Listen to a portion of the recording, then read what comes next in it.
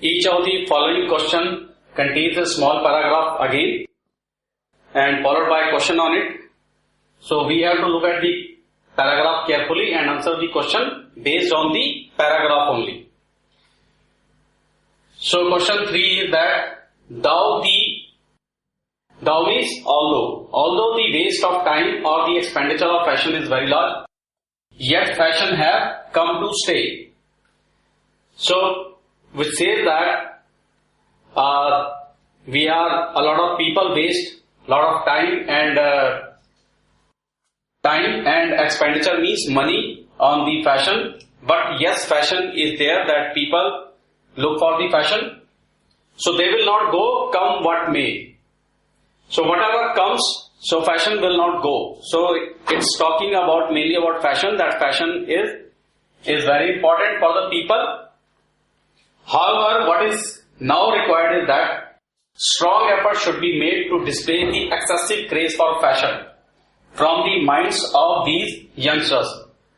So it says that youngsters are not very much dedicated for constructive work, for good work they should do, but there should be effort should be made so that the youngsters are convinced that fashion is okay, but you should also do the constructive work, other work which are important in your life.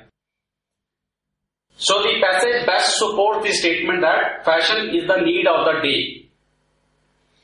Yes, this statement is talking that fashion is need of the day, but it is also saying that there should be some convincing to the youngsters about not too much wasting the time and energy or the money on the fashion. So yes, this is somewhat okay, not that much okay. Let's see any other statement. Statement B is that the excessive craze for fashion is detrimental. Detrimental means harmful to one's personality. It doesn't talk about the bad or the side effects of the fashion. So this is ruled out, not true. C, the hoard means craze for the fashion should be done away with so as not to let down the constructive development.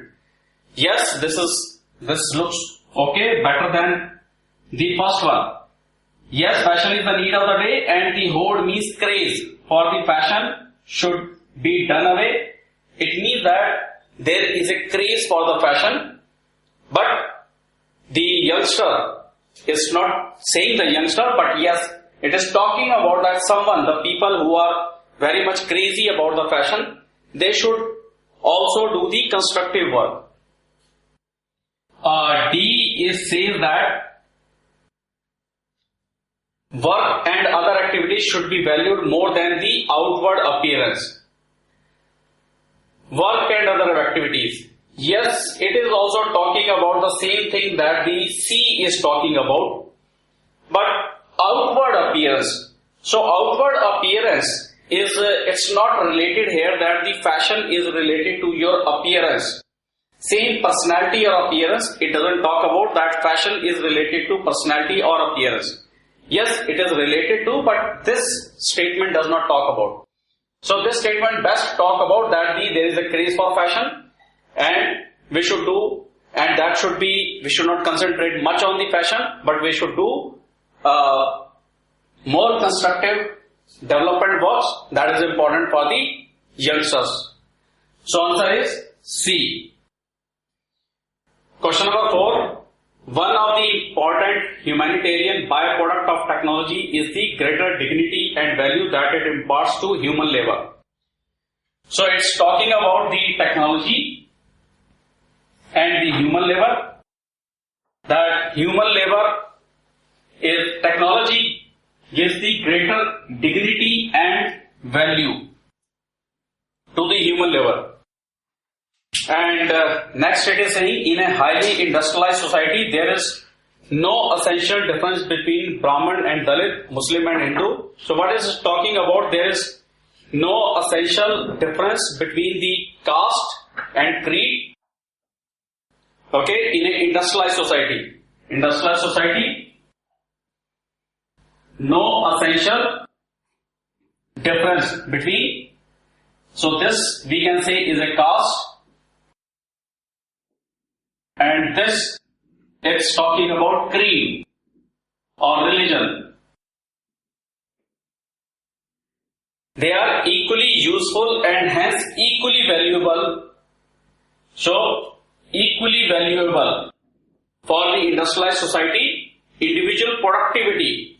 It's important. Individual productivity fixes the size of the pay check and this fixes social status. So, it means that individual productivity is very important other than your caste and creed in an industrialized society. To get your paycheck means your dignity, status is related to your dignity, and value means you are more important for the society because of your productivity. So the passage best supports the statement that technology decides individual social status. No, technology does not decide, but technology helps in the part of the society that's related to human labor. It's not directly. Technology helps human labor so that the dignity and values are more important in the industrialized society. So it's not directly related.